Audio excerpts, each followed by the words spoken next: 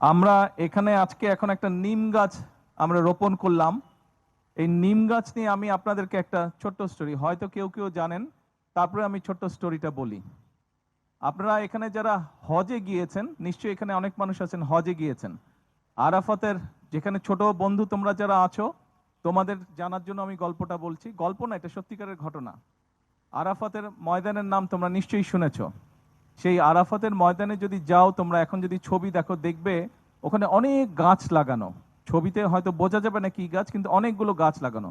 সেই গাছটি হচ্ছে নিম গাছ। এই নিম গাছ, এই যেটা দেখছো, আজকে থেকে 50 বছর আগে ওখানে কোনো গাছ ছিল না। আজকে থেকে 50 বছর আগে কোনো গাছ ছিল না। এটা খুব সম্ভবত 1978 সালের ঘটনা। 78 সালের ঘটনা। শহীদ রাষ্ট্রপতি জিয়াউর রহমান, উনি সৌদি আরবের তৎকালীন বাদশাকে বলেছিলেন, একবার উনি ওমরা পালন করতে গিয়ে যখন ওমরা পালন করে উনি আরাফাতের ময়দানে গিয়েছিলেন, তখন উনি দেখে বলেছিলেন যে আপনাদের এই মাঠটা ফাঁকা কেন? এখানে আপনারা যদি গাছ লাগান তাহলে হাজি সাহেবরা যখন আসে, তাহলে তো হাজি সাহেবরা গাছের নিচে সুন্দরভাবে বসতে পারে। কারণ একদম গাছবিহীন জায়গা, একদম ডাইরেক্ট রোদের মধ্যে, সৌদি আরবে খুব গরম, গাছবিহীন জায়গায় তো বসা কষ্টকর। তখন সৌদি বাদশাহ ওনাকে জিজ্ঞেস করেছিলেন যে আমরা এখানে কি গাছ লাগাবো, মরুভূমিতে কোনো কাজ হবে না। তখন শহীদ রাষ্ট্রপতি জিয়াউর রহমান বাংলাদেশের সায়েন্টিস্টদের সাথে কথা বলে বের করলেন যে নিম গাছ ওখানে হবে। এবং উনি তখন প্রায় 1 লক্ষের মতো নিম গাছের চারা পাঠিয়েছিলেন। পরে সৌদি সরকার সেই নিম গাছের চারা থেকে আরো কলব বের করে আরো হাজার হাজার লক্ষ লক্ষ গাছ লাগিয়েছে। কাজে এখন এই মুহূর্তে আমরা যদি আরাফাতের ময়দানে যাই, আমরা যেই গাছগুলো দেখবো সব নিম গাছ। এবং ওই নিম গাছগুলোকে কিন্তু সৌদি আরবের মানুষজন নিম গাছ হিসেবে ডাকে না। ওই নিম গাছগুলোকে সৌদি আরবের মানুষ জিয়া ট্রি নামে ডাকে। ওটা তাদের কাছে জিয়া ট্রি নামে পরিচিত। তো আজকে আমরা এখানে একটা নিম গাছ রোপণ করলাম। আমি জানি না সারা বাংলাদেশে যারা এখানে কানেক্টেড আছেন, ছোট ভাই বোনের এবং শিক্ষকরা সহ, আপনারা নিশ্চয়ই আপনাদের প্রত্যেকটি প্রতিষ্ঠানে গাছের চারা রোপণ করেছেন। আমি আপনাদের সকলের কাছে বলবো, এমনকি এটা আমাদের ধর্মেও বলা আছে, নবী করিম সাল্লাল্লাহু আলাইহি ওয়াসাল্লামও বলে গিয়েছেন যে গাছ রোপণ করার জন্য। সবুজ রংটা ওনার কাছে খুব পছন্দ ছিল এবং উনিও অনেক গাছ রোপণ করেছেন। এই গাছ আমাদেরকে বিভিন্নভাবে, আমাদের পরিবেশ থেকে শুরু করে বিভিন্নভাবে আমাদেরকে এই গাছ আমাদের জীবনে উপকার করে থাকে। আজকে ছোট বন্ধু তোমরা যারা আছো, তোমরা যদি প্রতি বছর আগামী সারা জীবন যতদিন বাঁচবে তোমরা, আমি চাই তোমাদেরকে একটা অনুরোধ করব, একটা উপদেশ দিব, প্রত্যেক বছর তোমরা একটা একটা করে গাছ প্রত্যেকে রোপণ করবে।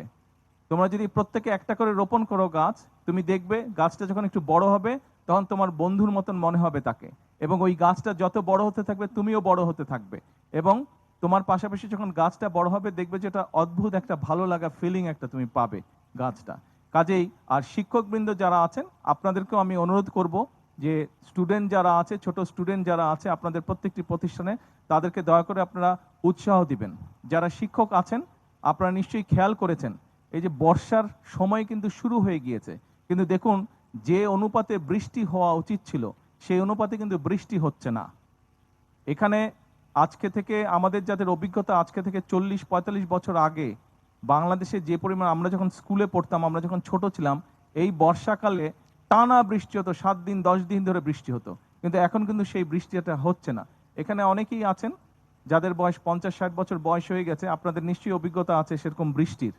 তো বৃষ্টিটা কমে গেছে। আমরা বাংলাদেশে 20 কোটি মানুষ, স্বাভাবিক বসত বাড়ি, সবকিছু, রাস্তাঘাট নির্মাণের জন্য বহু গাছ অনেক সময় কেটে ফেলতে হয়েছে। এর বাইরেও অনেক মানুষ অনেক গাছ বিভিন্ন কারণে কেটে ফেলে। তার ফলে প্রাকৃতিক যে ভারসাম্য, সেটি নষ্ট হয়ে যাচ্ছে। এই দেশেই আমাদেরকে থাকতে হবে। আমার ঘর যদি আমি সুন্দর করে গুছিয়ে না রাখি, তাহলে আমিও তো একটা অস্বাস্থ্যকর পরিবেশে থাকবো। তাতে করে আমার মানসিক এবং শারীরিক উভয় স্বাস্থ্যের ক্ষতি হবে। কাজে আপনাদের সকলকে আজকে আমি অনুরোধ করব যে আসুন, আজকের দিনটাতেই শুধু আমরা গাছ লাগিয়ে দিনটিকে আমরা শেষ না করে দিই। আমরা চেষ্টা করি প্রতি বর্ষা মৌসুমে অন্তত একটা করে, মিনিমাম একটা করে আমরা গাছ রোপণ করব। আর শিক্ষকবৃন্দ যারা আছেন, আপনাদের কাছে অনুরোধ থাকবে, আপনাদের স্কুলে যারা ছাত্রছাত্রী আছে, তাদেরকে আপনারা উৎসাহ দিবেন গাছ রোপণ করার জন্য। স্বাভাবিকভাবে দেশে গাছ যত বাড়বে, আমাদের পরিবেশ তত ঠান্ডা হবে। পরিবেশ ঠান্ডা হলে আমাদের থাকতেও তত আরাম হবে, তত কমফোর্টেবল হবে। আজকে এই পর্যন্তই রাখি। নিশ্চয়ই আপনারা বিভিন্ন জায়গায় যারা আছেন বিভিন্ন স্কুলে নিশ্চয়ই আপনাদের এলাকা আমার সফর করার সুযোগ হবে ভবিষ্যতে ইনশাল্লাহ, তখন নিশ্চয়ই আপনাদের সাথে ইনশাল্লাহ দেখা হবে। আজকে এই পর্যন্ত থাকলো। ছোট বন্ধুরা, তোমাদের কাছে আমার আহ্বান থাকলো, প্রত্যেক বছর একটা করে গাছ রোপণ করবে, গাছের চারা রোপণ করবে। সেটা তোমার স্কুলের মাঠের পাশেই হোক, সেটা তুমি যেখানে বাসার যেখানে থাকো তুমি সেখানেই হোক, অর্থাৎ কোনো খালি জায়গা দেখলে যেই জায়গা মানুষের ব্যবহারের জন্য নয়, দয়া করে সেখানে একটি গাছ লাগাবে। ঠিক আছে? ঠিক আছে? কে কে গাছ লাগাবে হাত তুলো তো দেখি, আমি এখান থেকে দেখতে পাবো। গাছ রোপণ করবে কে কে? Very good. এই যে আমরা অনেকগুলো গাছ রোপণ করতে পারবো। চলো আমরা প্রত্যেক বছর এখন থেকে একটা করে গাছের চারা, প্রত্যেকে একটা করে গাছের চারা রোপণ করব। আর তোমাদের যদি কারো নতুন ভাই বোন হয়, তাহলে ভাই বোনের নামেও একটা করে গাছ রোপণ করবে। তোমার ভাই বোনও বড় হবে, সেই গাছটিও বড় হবে। সকলকে ধন্যবাদ। আল্লাহ হাফেজ।